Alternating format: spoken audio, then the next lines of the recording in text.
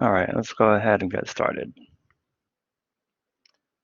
Let's see here. Let me make sure I have my audio notifications on. Okay, good. All right, so today we're going to be learning about linear systems of equations. So I'm going to begin just with an example.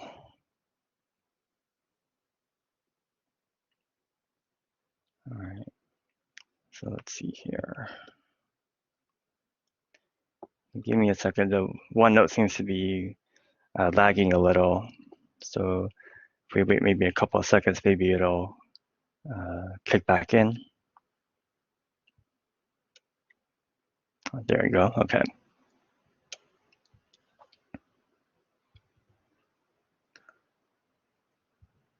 Okay, so let's consider the following example where we want to know is the vector 7, -1 a linear combination of the vectors 2, 1, and -1, 1. Okay. All right. So this is a question that you guys have seen before. So to set this up, what we're going to do is we're going to form a linear combination of the vectors 2, 1, and -1, 1. Okay, so here we have a linear combination of them, and we're going to set it equal to 7, -1. And so this question is essentially asking if we can find a solution to this vector equation. Okay. And we've seen how this vector equation can be rewritten as a linear system of equations. If you just read off each of the components. So for instance, in this first row, you have a 2x minus y equals 7. That's your first equation, and so forth. I also talked about last week how this linear system of equations can be rewritten in matrix form. So you take the coefficients of x and y, you put them into a matrix. And this matrix multiplying vector xy needs to produce the vector 7, -1. Okay. All right, so it is good to keep in mind that we have sort of these different representations for the same thing. Okay. And so we've encountered these linear systems of equations before, and we kind of just solved them sort of haphazardly, but today we're going to cover how to solve these systems of equations in a more systematic fashion. Okay. Now, before I get to that, I want to introduce a little bit of the geometry behind linear systems of equations. So in particular, I want to introduce the notion of the row picture and the column picture. So this is something that is talked about in your textbook. And you've got a couple of questions on your homework assignment about row picture and column picture as well. So I thought I would go into that a little bit in my review. So I'm going to start with the row picture first.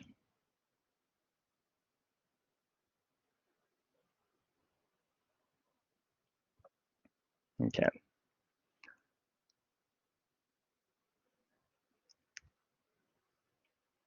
And here, just for reference, you guys can pretty easily solve this system of equations. I'm just going to make a note that the solution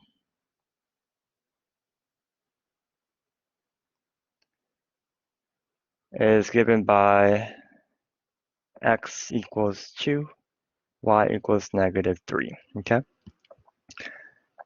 So having this solution will help in drawing both the row picture and the column picture as well. So you'll want to find the solution ahead of time before you can draw these pictures. Okay. So with that, let's start with the row picture.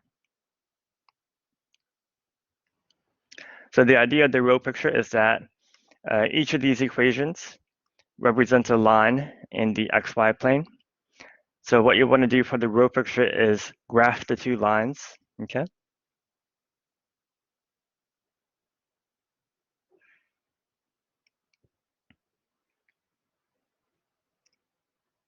So I'll write it as graph each of the equations.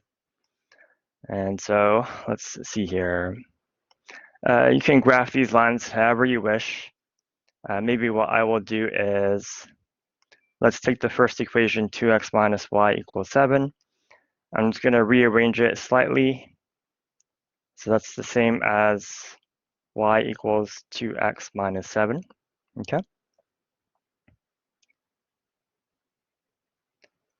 All right, now let's see. So I noticed that is a line with a y-intercept of -7. Okay, and a slope of +2. So if we go up 2 and over 1, okay. All right, so that's the line represented by the first equation that we have. And then let me maybe switch to another color for the second line. I'll use black. So then for the second equation, x plus y equals -1.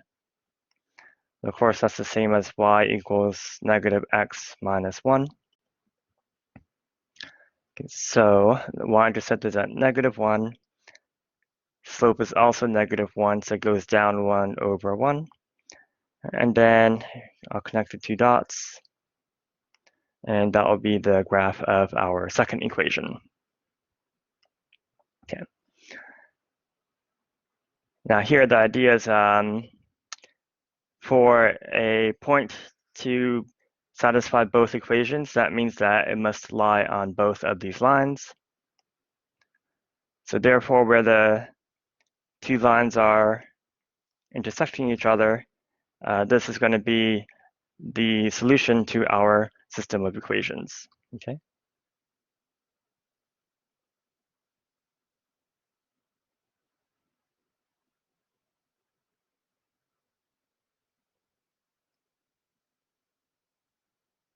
So let's say the solution lies where the lines intersect. And here, you can kind of see it in the picture. I guess it's maybe not drawn to scale, so it might look slightly off, but you can see how the solution does appear to lie around where x is 2 and y is -3, okay? So maybe I'll keep that in red, actually. That looks better to me. Okay. And that corresponds to, up here, the solution to the system of equations being x equals 2 and y equals -3. All right. So that's really all there is to the row picture. Just graph the equations, where the lines intersect. That's your solution. Okay. Now, one of the reasons why the row picture is important is it gives us some insight as to what the nature of the solution to a linear system of equations can be. So in this example, you may notice that we have a unique solution here.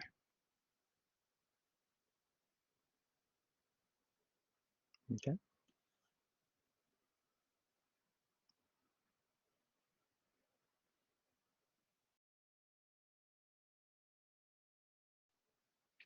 Okay. All right, but it's also possible to have no solution to a linear system of equations. So this would be the case if the two lines were parallel to each other like this, okay? So in this case, the lines never intersect. And whoops, because the lines never intersect, that would indicate that there was no solution.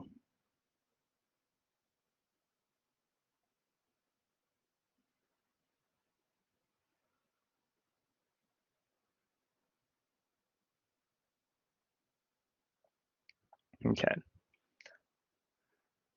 Another possibility that you can encounter when solving a linear system of equations is that it may have infinitely many solutions.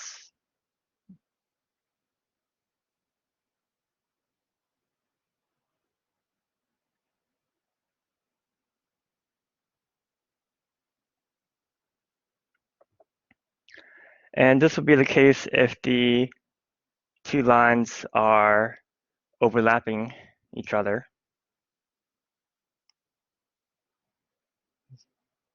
So kind of like that, okay? So in this case, because the lines overlap,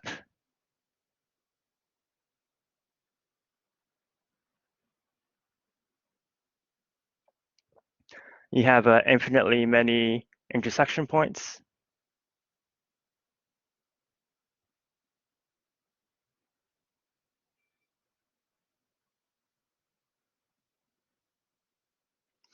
And so therefore you have infinitely many solutions, okay?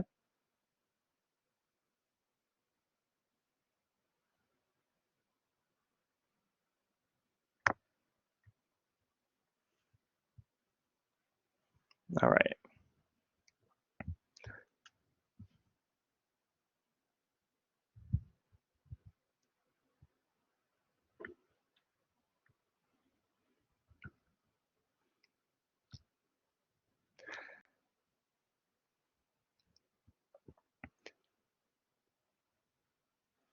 Now here, these pictures are only for if we have a linear system of equations where there's two equations and two unknowns, because only when that's the case when the picture will look like two lines in the xy plane.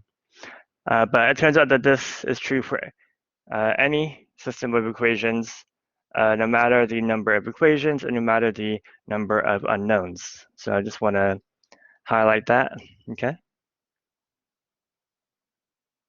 So for any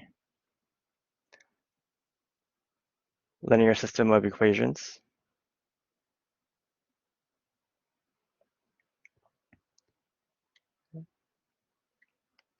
that's no matter the number of equations or unknowns,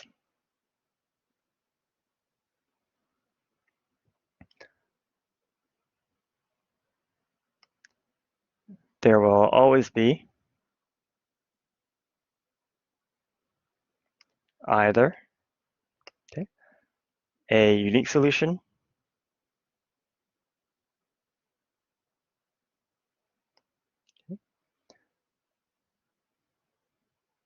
no solution, or infinitely many.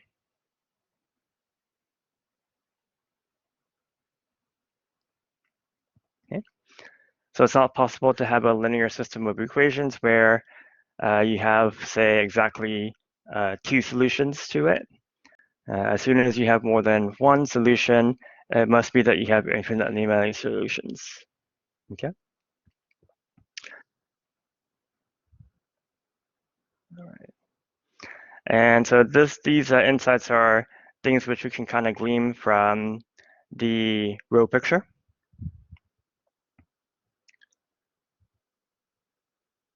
All right, and then let me also draw an example of the column picture. So coming back up to here, so this was the linear system of equations that we were using right now. And I'm going to illustrate what the column picture will look like, okay? So let me see here. Let me maybe copy that real quick.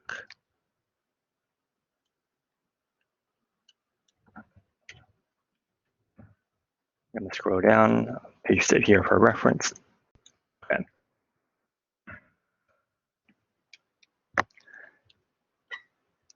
So now let's take a look at the column picture.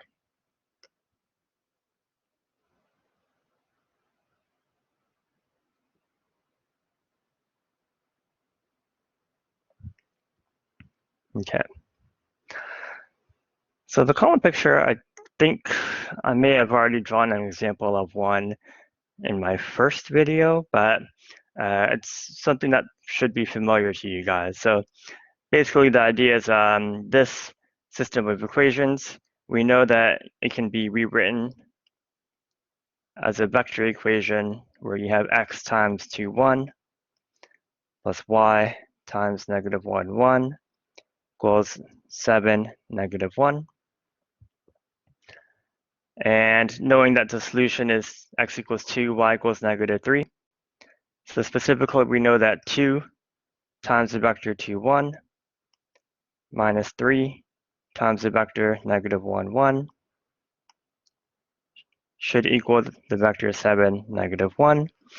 And basically, the idea of the column picture is to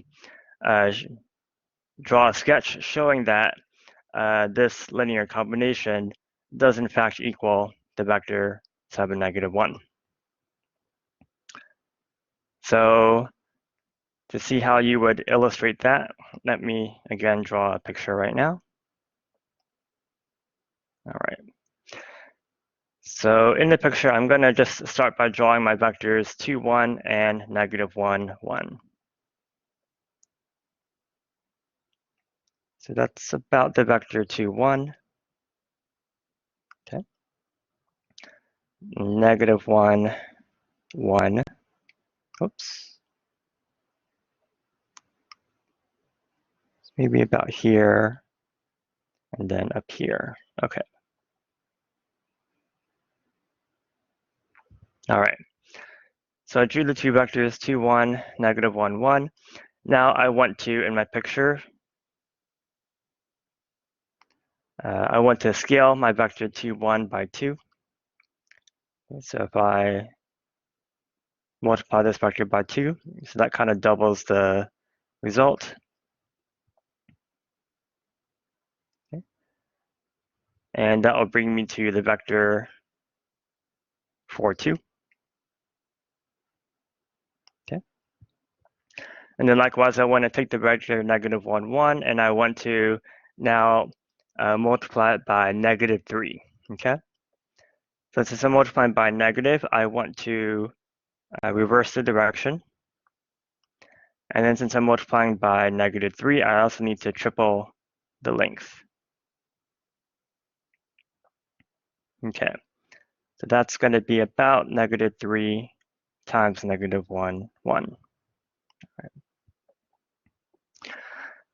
Now, according to our equation up here, these two vectors, oh, whoops, that should be 2, not 4.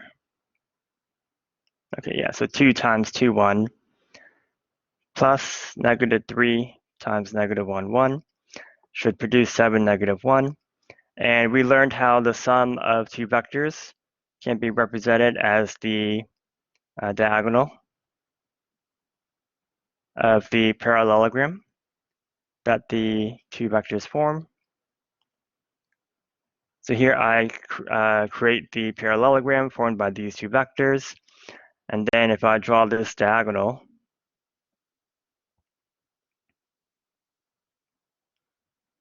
vector here, this vector should be the solution 7, negative 1. Okay. So if your picture is pretty good, that will seem about right. Okay. All right. So that's an example of what the column picture looks like. And so I guess I'll maybe pause for a moment and just ask if there are any questions so far before I continue.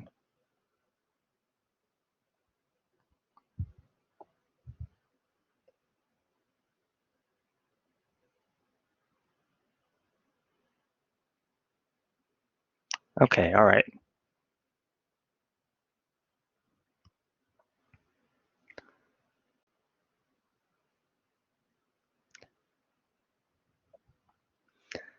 So now let's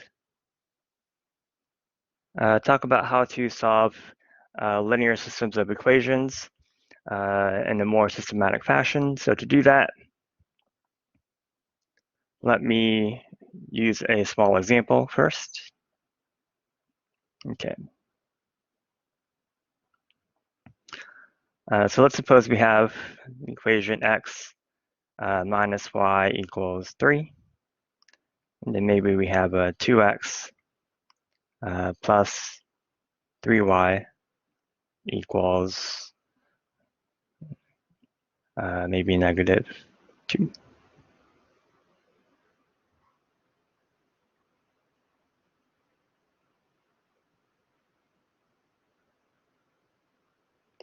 Yeah, let's make that negative 4. That's a nicer number. Okay. So there's a couple of different ways that you can solve this system. One way is by elimination. So the way that works is you would maybe, for instance, consider multiplying the first row or the first equation by 2. So that will produce 2x minus 2y equals 6. Okay. All right, and then if we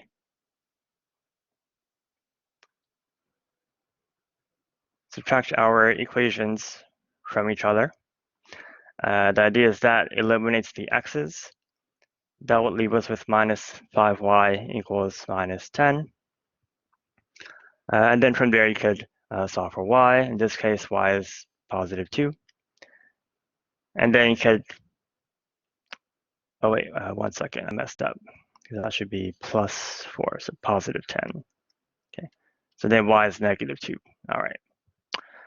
And if y is negative 2, you can go back to any of the equations that you have and solve for x, and you will get that x is equal to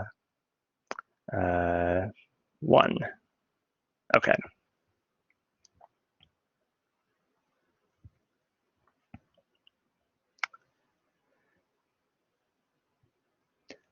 Now, when I solve this system of equations,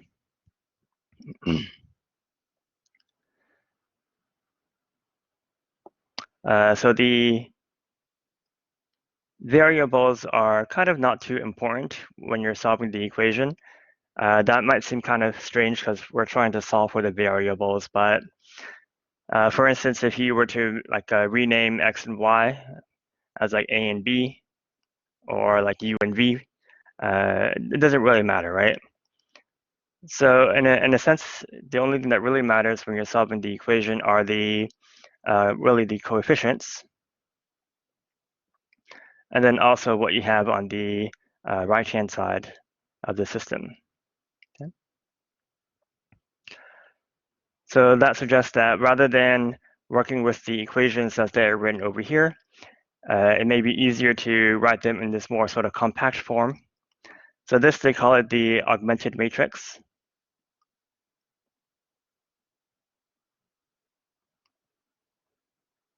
For the system of equations.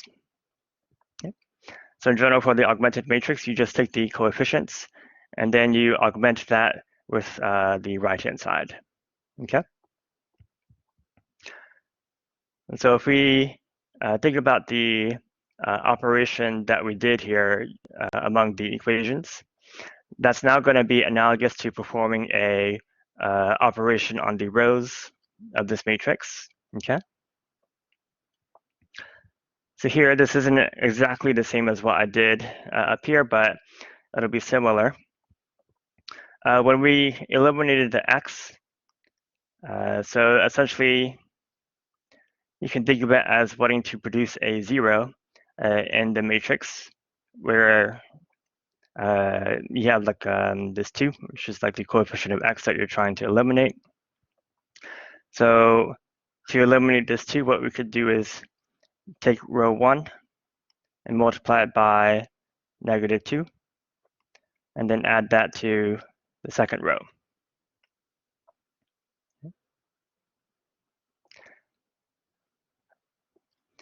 So if we did that, here you get 2 minus 2, so you eliminate that entry. Here it's going to give you 3 plus 2, so that's 5. Here you get -4 minus 6, so -10. Okay. And keep in mind that at each step when you do these row operations, each row still represents an equation. So at this point, you have x minus y equals 3 from the first row. And the second row gives you 0x plus 5y equals -10. And so you can see you'll get the same solution, y equals -2. And then you can substitute back into the first equation to get x equals 1, all right? So our sort of a systematic algorithm for solving a system of equations is to set up the augmented matrix like this and to perform some row operations to eliminate some of the variables. And I'm going to illustrate with a couple of examples on how that works. Now, before I get to that, I need to talk a little bit more about the types of row operations that can be performed.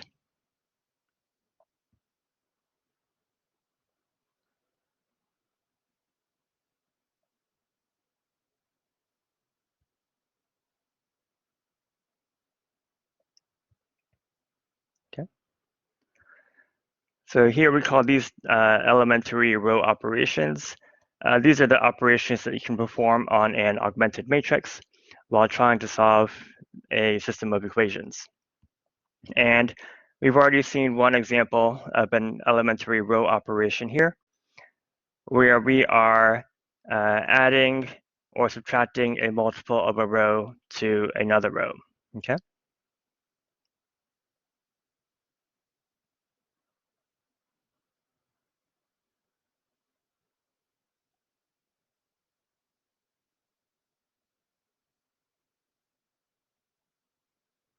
All right. But what are some other types of row operations that we could perform? So another operation we can perform is we can multiply a row by a non-zero number. Okay. So for example, in this augmented matrix here, we could, for instance, take the second row and multiply it by 1/5. And that will give us a new row 2, 0, 1, and -2.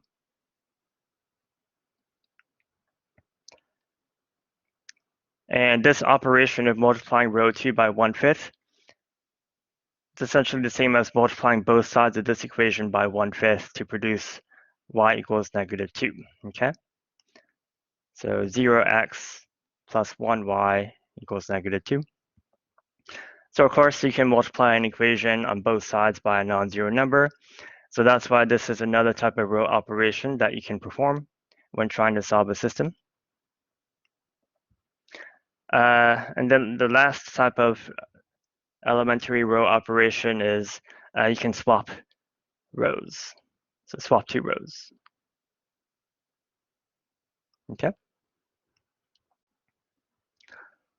Okay. And so if we swap, say, row 1 and row 2 in this augmented matrix, that just corresponds to swapping the order in which you are writing your equations. But of course, the order that you write your equations in doesn't matter. It doesn't affect what the solution would be. So that's why swapping two rows is also a legitimate type of operation that you can perform. Okay. So these are what we call the elementary row operations, and these are the types of operations you can perform on an augmented matrix while trying to solve a linear system of equations. Okay. Now, let's try to illustrate the procedure with some 3x3 systems. So let me start with the following example. we've got the system of equations 1x plus 1y plus 0z is 1, 2x plus 3y minus 2z equals -5, and let's do -1x plus 1y, plus 4y, plus 1z, and then that equals -3. Okay. And we want to find the solution using elimination.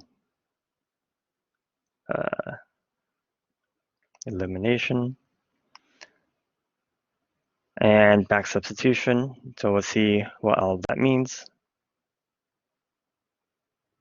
Okay.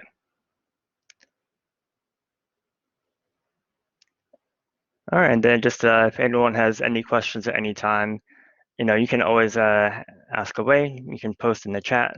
For instance, I will be able to hear it when you make a post, and I'll be able to take a look at your question. All right. So what we're going to do in this example is we're going to create the augmented matrix for the system first. So from this first equation, we have 1x, 1y, 0z, and then equals 1 on the other side, okay? Then we have 2, 3, -2, -5, -1, 4, 1, and -3. Okay. So when trying to solve a system using elimination and back substitution, your first immediate goal is to reduce your matrix to what we call the upper triangular form.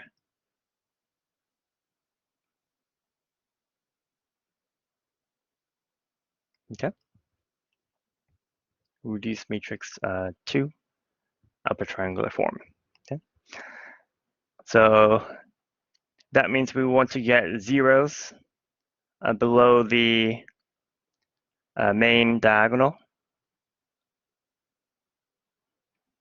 Okay. So they call it upper triangular because all of the non-zero entries are going to be in the upper triangle of the matrix. Okay. But you can also think of it as you're going to have zeros in the lower triangle instead. All right. So in order to do that, you want to do the operations in a certain order. So make sure that you do the elimination one column at a time. Okay. So therefore, my initial focus is going to be to produce zeros here and here in the first column. Okay. So don't worry about making this entry a 0 just yet. Okay. Just focus on the first column and do it one column at a time. All right. If you don't do it one column at a time, you'll run into some issues. If you maybe just want to mess around on an example, you'll quickly find that some things are a little difficult when you do it out of order. Okay. Okay. So let's see how we can produce these two zeros that we want. Okay. Okay. So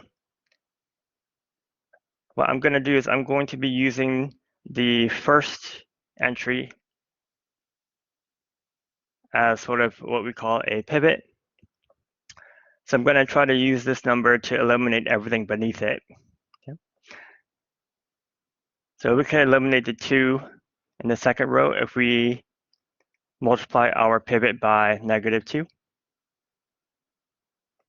and then add it to row 2. Okay. All right, so yeah, multiply row 1 by -2, add to row 2.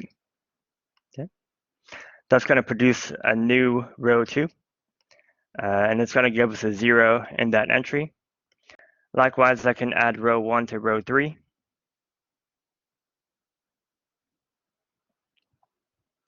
to produce a 0 in this entry down here as well, okay?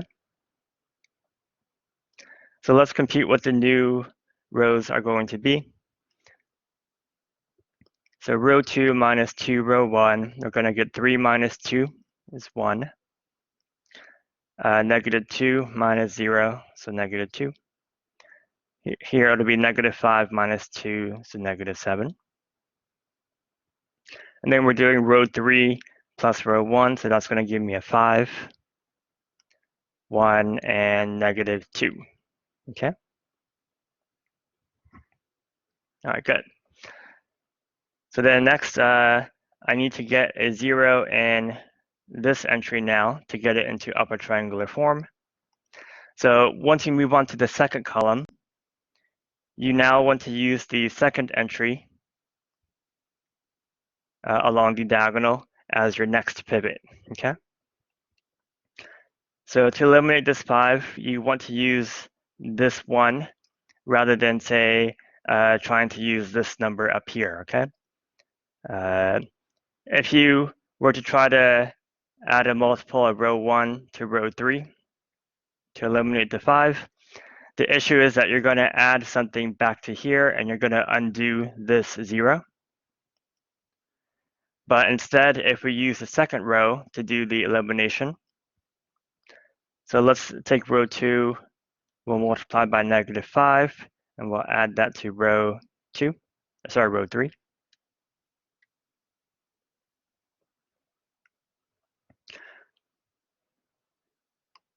Okay, so we're going to get a new row 3. Let me copy rows 1 and 2 for now. Okay. So when we do row 3 minus 5, row 2, over here, you'll notice that you're going to do 0 minus 0. So in other words, this will remain a 0, okay? So that's why you want to use the second row and the second entry along the diagonal as the pivot once you get to the second column. Right. Now this will be 0 as well, because you'll get 5 minus 5. Here, 1 plus 10 is 11. What is this going to be? Negative 2. It's going to be negative 2 plus 35, so it's going to be 33. Okay? So now we've reduced it to the upper triangular form. Okay.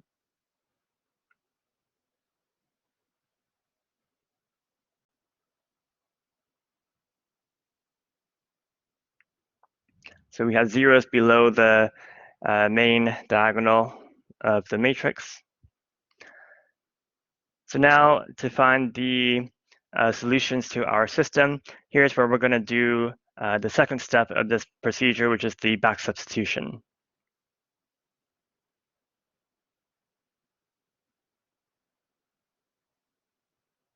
Okay. So the way back substitution works is we're now going to convert the augmented matrix back to a system of equations. So when you look at the first row gives you the equation 1x plus 1y plus 0z equals 1. The second row gives you y minus 2z is negative 7. And the third row gives you 11z equals 33. And so what you'll notice immediately once you write out your equations is that you can solve for z. So you'll get z equals positive 3.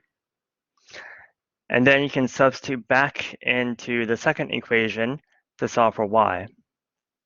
Okay. So here you get y minus 2 times 3 is negative 7. So it looks like y is going to be negative 1.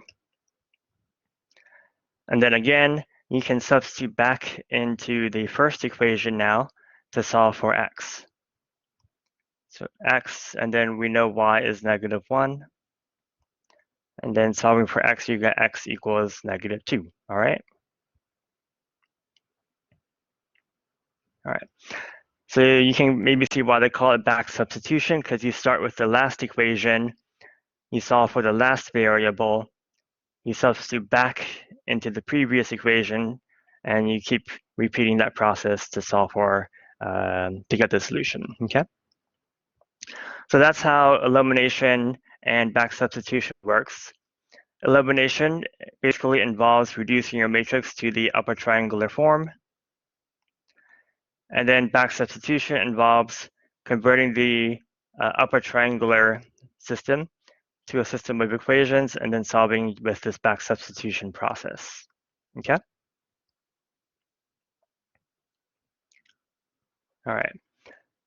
So this is something that you guys will be doing a lot of throughout this semester in this class.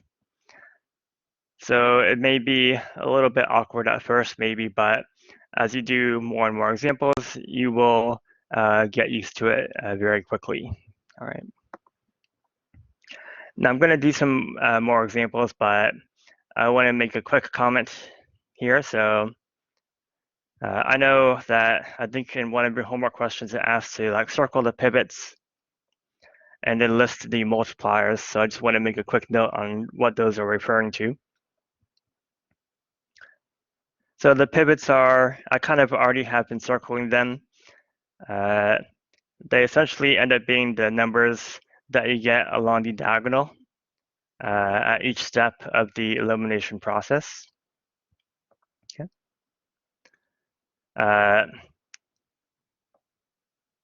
Now notice, however, that like here, this 3 was not a pivot though, okay? So you have to do the elimination in the first column first. And then your second pivot, which appears in this entry here, will become like visible, I guess, all right? So you have to do the elimination first in order to identify your pivots. If you want, you can wait until you've reduced to upper triangular form, and then just circle what you have along the diagonal. And then you can say that those are the pivots that will work, okay? But it would be incorrect to circle them right at the very beginning, all right? Another thing I'll note is if you get a 0 in one of these positions, pivots are considered to be non-zero. That's just part of the definition.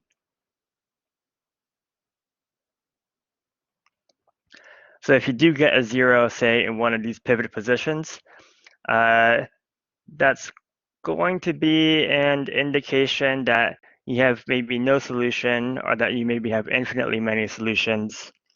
And I'll do some examples to illustrate that. Okay. Now, as for the multipliers,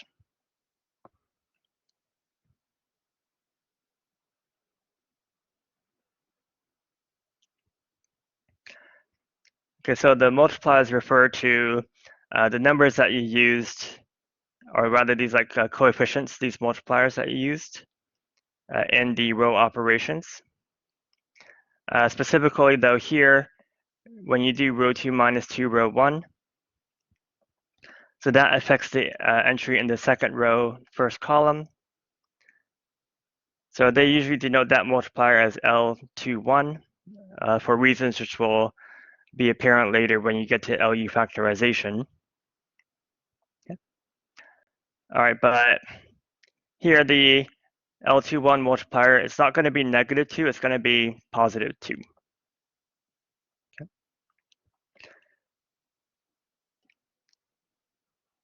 And then for the L31 multiplier, so that's the multiplier that you used to create a 0 in the 3-1 position, so third row, first column. And so in this case, this may be a little confusing, but the multiplier is not +1, but rather the multiplier is -1. So it might seem strange that you're kind of changing the sign of these numbers. The reason why is just because of the way the book defines multipliers. So when you do row 3 plus row 1, the idea is the book considers that as doing row 3 minus -1 times row 1.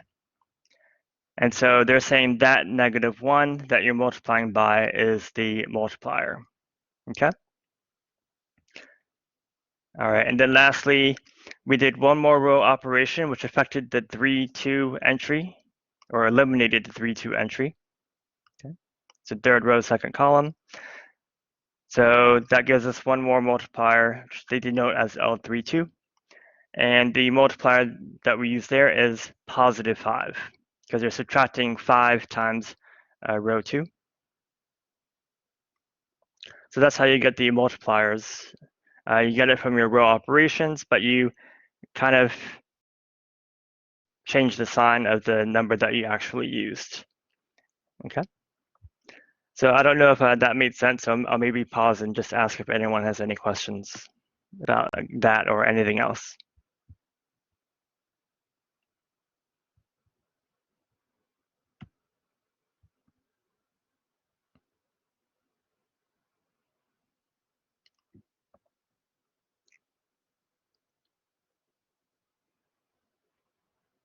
Okay, all right. So here, this example worked out really nicely. We ended up getting a unique solution, as you can see. But I mentioned earlier in this review that you can also get no solution or infinitely many solutions. So I want to do examples illustrating what happens in those cases.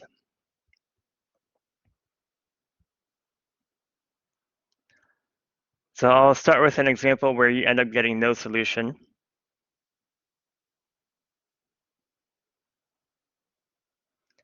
That's really easy to spot as you do your elimination. So I'll just quickly illustrate what will happen.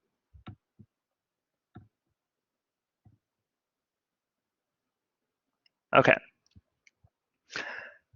Here, I just went ahead and set up an augmented matrix. But again, it's really a system of equations. So you've got like 3x minus 1y plus 2z equals 0. That's your first equation, and so forth. Now, let's say if I want to do the elimination, what I might prefer to do first in this example is before I start trying to eliminate, it's kind of hard to eliminate when you have a 3 as a pivot. So say like if I want to eliminate this 1 here, I could do row 2 minus 1/3 of row 1, because that would give me 1 minus 1, which will give me a 0 here. But you'll notice that it's also going to give you a bunch of fractions everywhere else in your matrix if you do this row operation. So sometimes you might prefer to do something else first. Like for instance here, I might consider swapping row 1 and row 2 real quick. So I'm going to write row 2 as the new row 1. And the former row 1 is now row 2.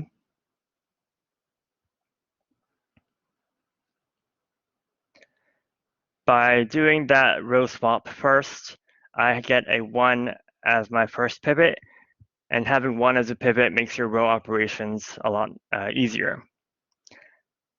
Because now I can just do row 2 minus 3 row 1 to eliminate the 3.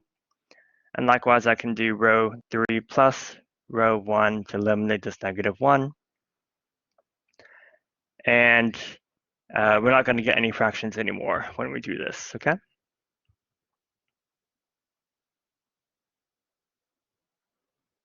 All right. Let's just check what the rest of the matrix is going to be. So -1 minus 0. 2 plus 3 is 5. 0 minus 9, so -9. This is going to be 1. So it'll be -5. This is going to be 4. Okay. All right. And then now that we've finished the elimination in the first column, we proceed to the second column. So here's our next pivot. So we can simply add row 2 to row 3.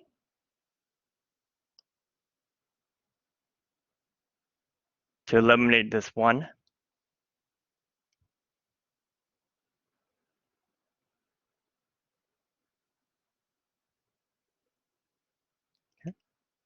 And to get it into upper triangular form. Now here you notice that when you add row 2 to row 3 though, we get another 0 in this third entry. And then we're also going to get on this side 4 minus 9, so negative 5. Okay. So we reduced it to the upper triangular form. So the next thing that we will try to do is the back substitution. But when you look at the very last equation, that last row gives us the equation 0x plus 0y plus 0z equals negative 5. And it's very clear from this that there is no solution to this equation. It's basically saying 0 equals negative 5, and of course that's not possible. Okay. So that's why this example has no solution to it. And anytime you have an example with no solution, if you reduce to the upper triangular form, you're basically going to end up with something of this form, 0 equals something non-zero.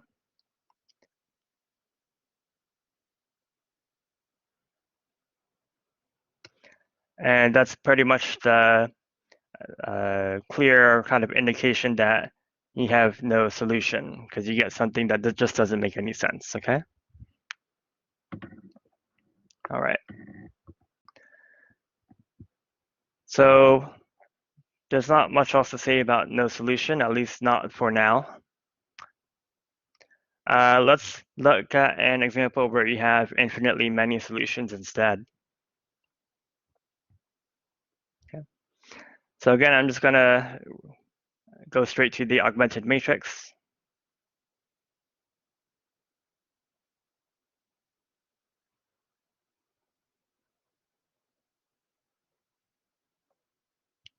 Okay. So let's start trying to do elimination once again. So I want to reduce it to the upper triangular form. So we already have a 0 here. That's nice. We need to eliminate this 3. So let's do row 2 minus 3 of row 1.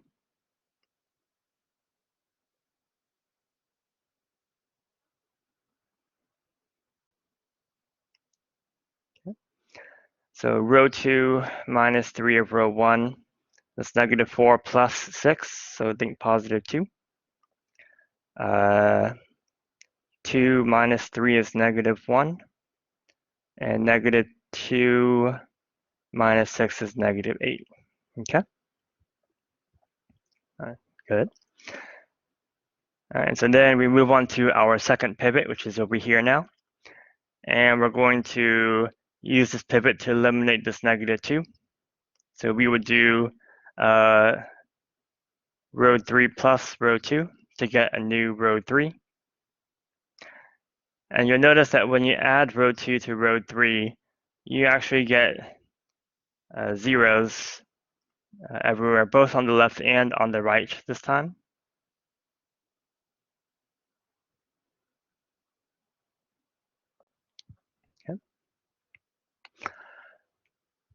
Okay, so now that we've reduced it to the upper triangular form, let's write out the corresponding system of equations that we have. So the first row gives us x minus 2y plus z equals 2.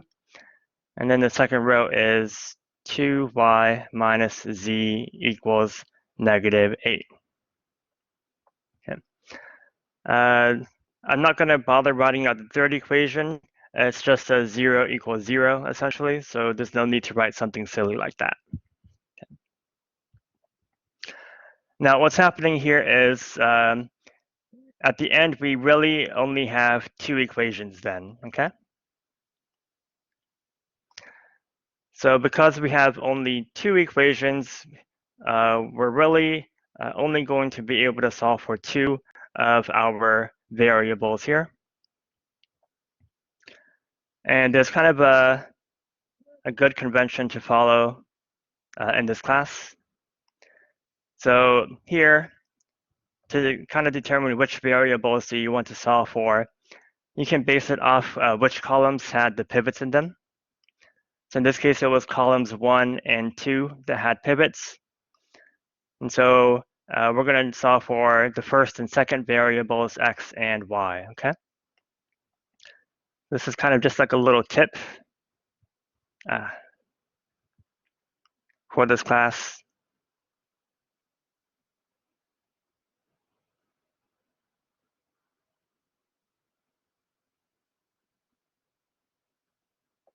When you get a situation like this,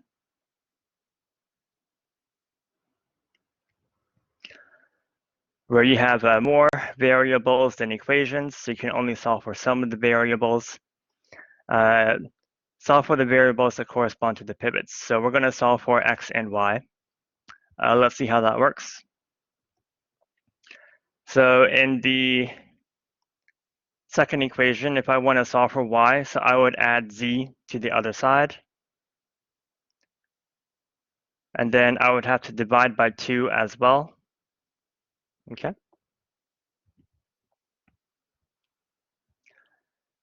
All right, and then let's go over to the first equation and solve for x, okay? Now here, I am going to substitute what we found for y into the first equation. So it's still kind of doing a sort of back substitution at this point. So we have x minus 2 times y plus z equals 2. Okay. And then we're just going to simplify that to solve for x. So first, these 2's are going to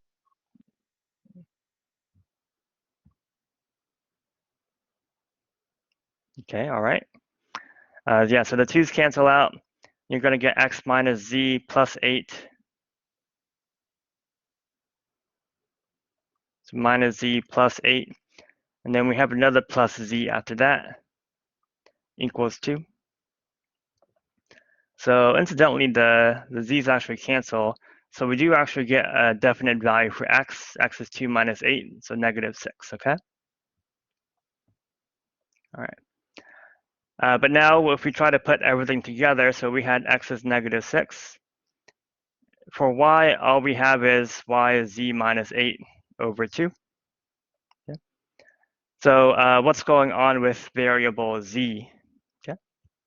So z is what we call a free variable.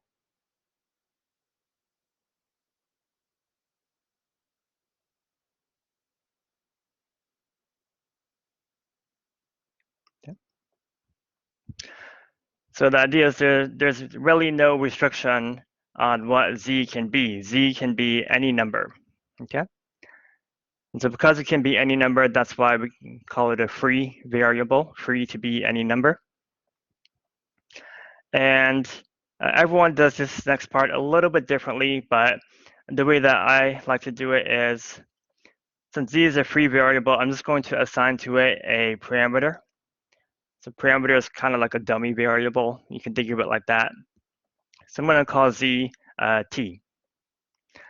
And then if z is equal to t, I'm just going to rewrite the rest of my solution in terms of the parameter t. So for instance, I'm now going to say y is t minus 8 over 2. We still have x is negative 6. Okay. And t represents like any real number. So you might see someone write something like this down to indicate t is any real number. And then this is kind of our way of expressing the solutions to our system of equations. So you have infinitely many solutions, one for each possible value of t.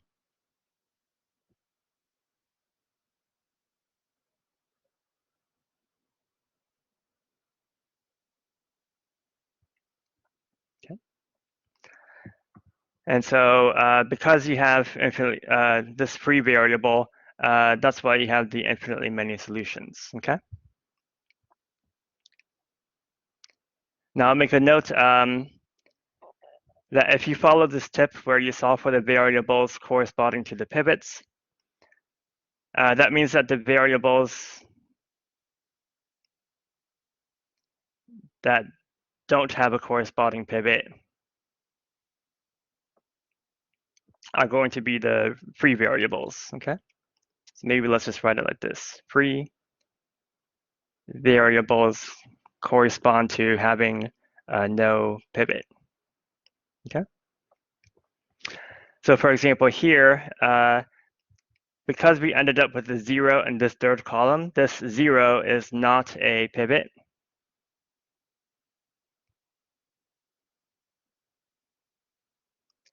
Because as I said, pivots must be non-zero, okay? So the third column is missing a pivot. And that's kind of, I guess, like one reason why z ends up being our free variable, okay? All right, so that's kind of good to note. It comes in handy later in the semester.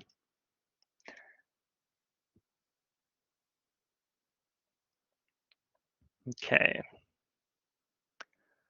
Let's see here. I don't have that much time left, so I'm going to try to squeeze in a couple more examples. Let's try to do this example first. So we have the equation x plus y minus z equals k. 2x plus ky equals 0. And then we have 2kx plus 4y equals 0 again, okay? So you guys had a question like this in your assignment, which I thought was interesting. So I thought I would maybe illustrate with a similar example. But the question was to find the values of k so that this system of equations has either a unique solution or no solution or infinitely many.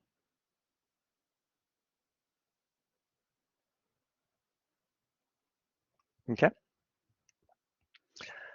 So depending on what the number k is, that will affect the nature of the solution or solutions.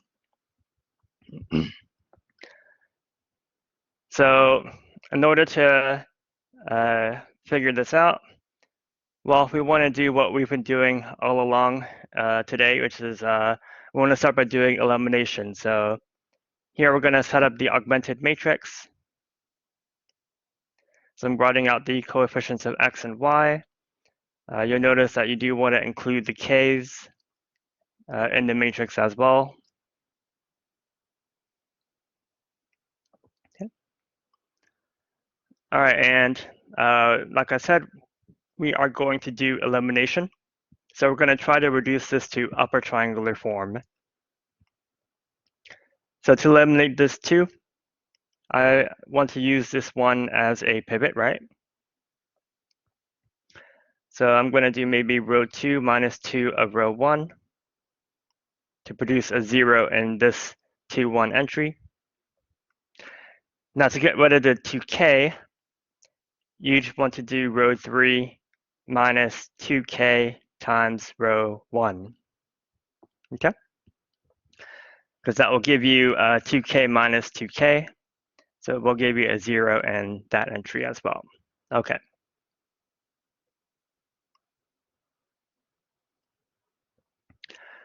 Now let's figure out what the remaining entries are going to be here. So row 2 minus 2 row 1. So this will leave us with k minus 2. Okay. Here we're going to get 0 plus 2, so 2. This would be 0 minus 2k, so negative 2k.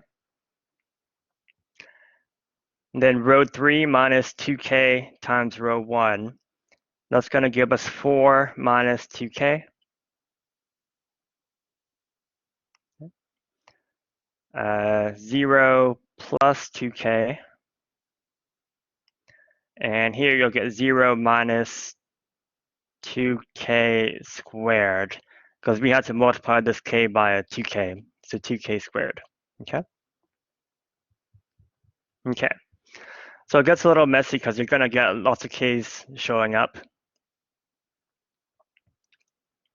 Okay, and then if we want to do another round of elimination, so we'd want to try to eliminate this 4 minus 2k.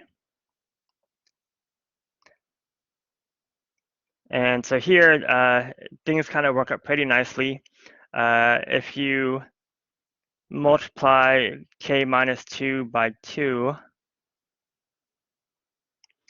that'll give you 2k minus 4, which you can add to 4 minus 2k to cancel it out.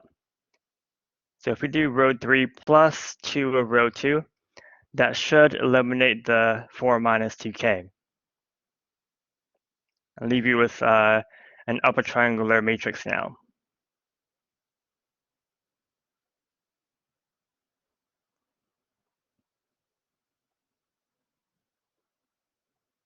Okay. So let's see what we get everywhere else though. So row 3 plus 2 row 2 will leave me with 2k plus 4. This is going to be negative 2k squared minus 4k. All right. Okay. So now it's an upper triangular form. So this is where we will next try to do a sort of back substitution to see if we can solve and what the solutions will be. Now, if we look at the last equation, so you get 2k plus 4 times z equals negative 2k squared minus 4k.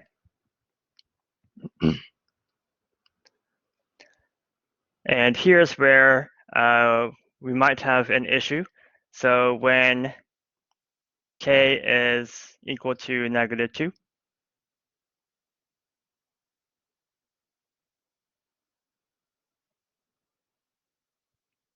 let's just write it here.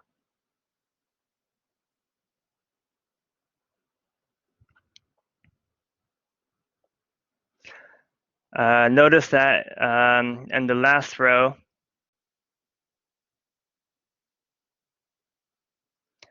you're going to get 0, 0, 0. Okay. And let's work out what you get on the right-hand side. So if k is equal to negative 2, you're going to get negative 2 times k squared minus 4 times k. So that's going to be negative 8 plus 8. So it does actually give you 0 on the right as well. Okay. So in that last row, you get this 0 equals 0 situation, which we also saw previously. And then let's just check what the rest of the matrix will be. When k is negative 2, we're also going to get negative 4 there. 2, positive 4, and then 1, 1, minus 1, and negative 2. Okay, so here that's just me plugging in negative 2 for k everywhere. We get the 0 equals 0 situation. So this is kind of reminiscent of the example where we had infinitely many solutions.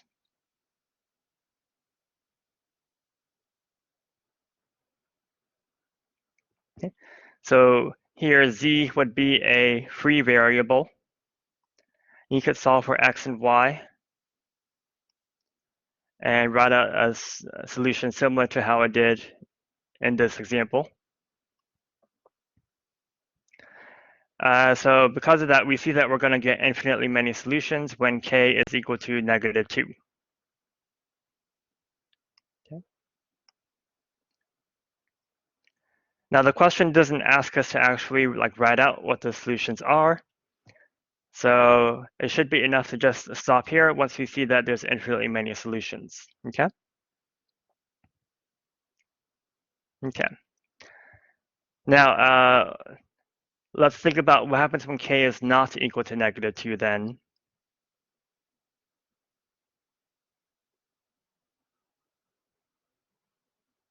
Okay.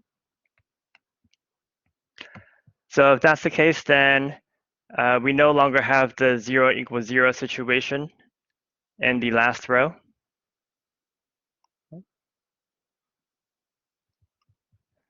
But instead, what's going to happen is we'll actually be able to solve for z.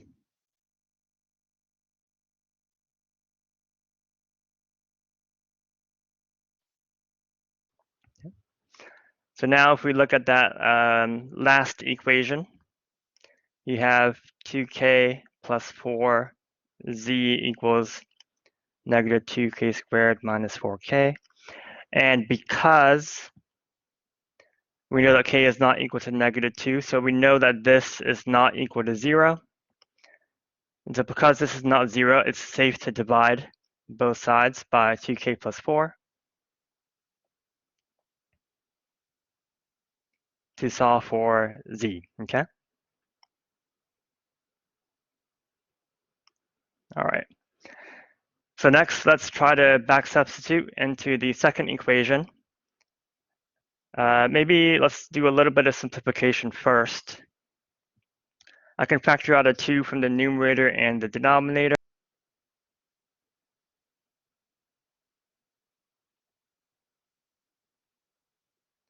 And I also pulled out a negative sign. I guess I can also pull out a k from the numerator as well. And if I do that, well, it works out pretty nicely. The k plus 2's cancel. So actually we get z is -k. Okay, very good.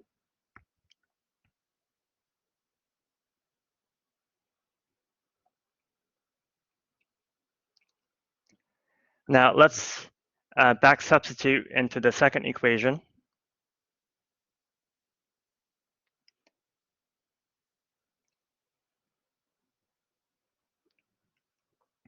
So in the second equation, coming from the second row up here, so we have k minus 2 times y plus 2z. And here I'm going to replace z with -k. And then on the other side equals -2k. Okay. So we can actually add 2k to both sides and actually cancel these out. So that leaves us with k minus 2y equals 0.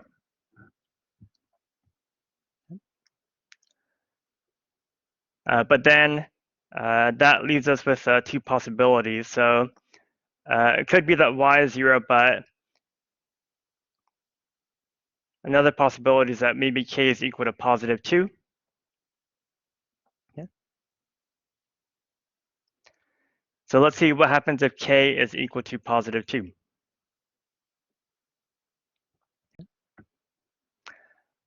In that case, you just get 0y equals 0. Okay, so really, y could be anything. So that kind of suggests that y is going to be a free variable. Okay.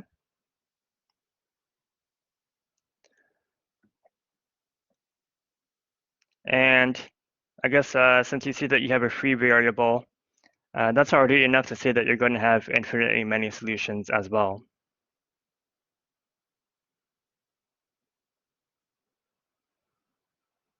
Okay.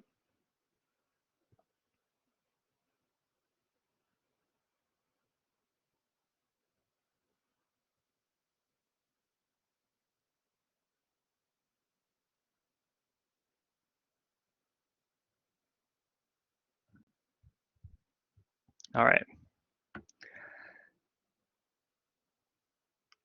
Now, if k were not equal to 2,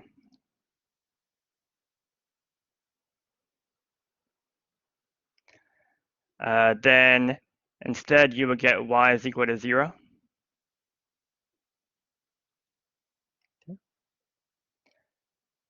Combining that with z equals negative k from earlier. You can back substitute into the first equation.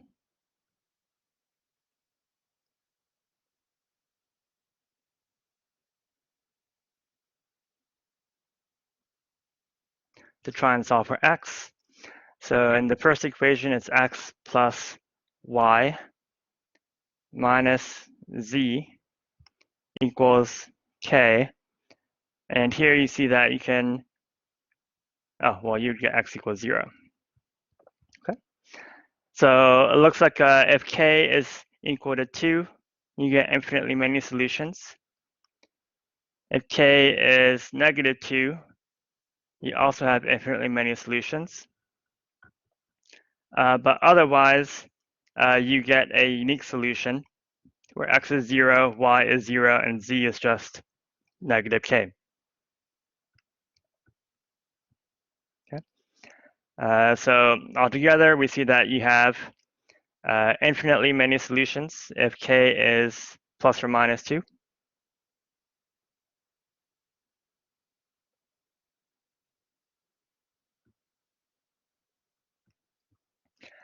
You have a unique solution for all other values of k.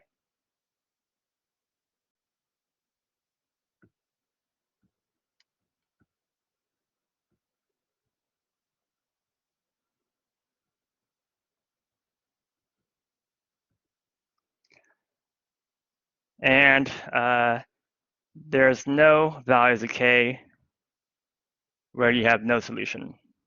So maybe I'll just write like NA, it's not applicable. Okay. So of course,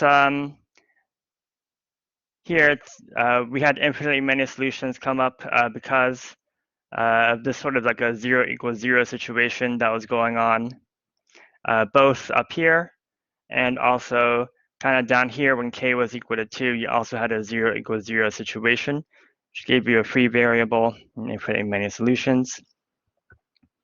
Of course, if you get like 0 equals something non-zero, then you would have a case where there's no solution.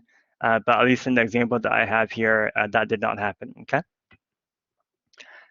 All right, so I didn't quite get to everything I wanted, but I'm out of time, so I think I'm gonna go ahead and end the review with that example, okay?